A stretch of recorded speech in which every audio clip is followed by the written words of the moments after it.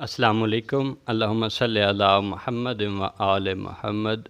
رسول اکرم صلی اللہ علیہ وآلہ وسلم فرماتے ہیں، حسین منی و انا من الحسین، حسین مجھ سے ہے اور میں حسین سے ہوں۔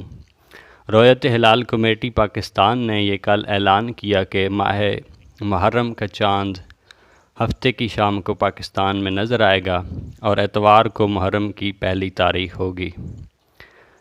جس طرح مسلمانوں کے لیے ماہ رمضان ایک پاک مہینہ، برکتوں والا مہینہ ہے، ویسے ہی ماہ محرم عقیدتوں والا اور غم سے بھرا مہینہ ہے۔ ماہ محرم میں آل رسول کو کربلا میں انتہائی مظالم کے ساتھ شہید کیا گیا، آل رسول کو قربان کیا گیا محرم کے مہینے میں میدان کربلا میں۔ میرا یہ ٹاپک نہیں ہے، اس طرف میں زیادہ لمبا نہیں جاتا۔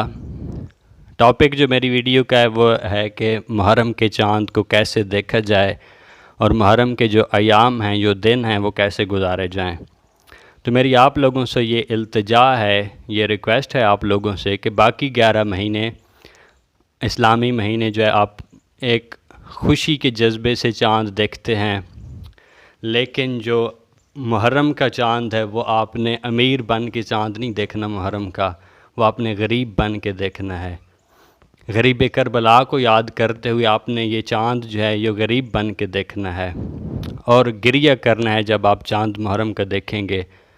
روایت میں ملتا ہے کہ مدینہ میں جب امام جعفر صادق علیہ السلام کا دور تھا اور محرم کا چاند نظر آتا تھا تو لوگ چاند کو نہیں دیکھتے تھے۔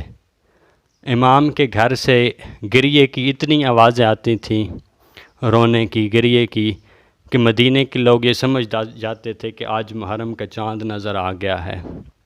تو اس جذبے سے ہم نے محرم کا چاند دیکھنا ہے، اور جو ایام محرم ہیں، محرم کے دن ہیں، یہ بھی آپ نے غریب بن کے گزارنے ہیں، غم میں گزارنے ہیں، غم حسین میں گزارنے ہیں۔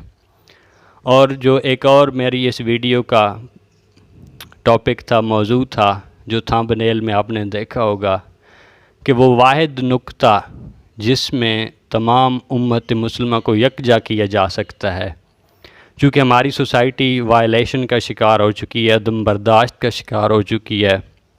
ایک گھر کا جو ماحول ہے، اس گھر میں آپ اگر دیکھیں تو چھوٹا بھائی بڑے بھائی کی بات برداشت نہیں کرتا، بیٹا باپ کی بات برداشت نہیں کرتا۔ ہمارا جو معاشرہ ہے وہ عدم برداشت کا شکار ہے۔ تو وہیں پر امت مسلمہ جو فرقوں میں بٹ چکی ہے، اگر ہم امت مسلمہ کو کسی ایک پوائنٹ پر یکجا کرنے کی اگر کوشش کریں گے تو واحد حسینیت ایک ایسا نقطہ ہے جس پر امت مسلمہ کو یکجا کیا جا سکتا ہے۔ حسینیت ہی وہ نقطہ ہے جس پر امت مسلمہ کو یکجا کیا جا سکتا ہے۔ اگر مستقبل میں ہمارے علماء، امت مسلمہ کے علماء یہ سوچیں اور یہ کوشش کریں تو یہ حسینیت کے نقطے پہ امت کو جو ہے وہ اکٹھا کیا جا سکتا ہے۔ میں اس ویڈیو کا اختتام ایک شعر پہ کرنا چاہوں گا، اور شاعر نے کیا خوب کہا ہے، انسان کو بیدار تو ہو لینے دو، انسان کو بیدار تو ہو لینے دو، ہر قوم پکارے گی ہمارے ہیں حسین۔ شکریہ۔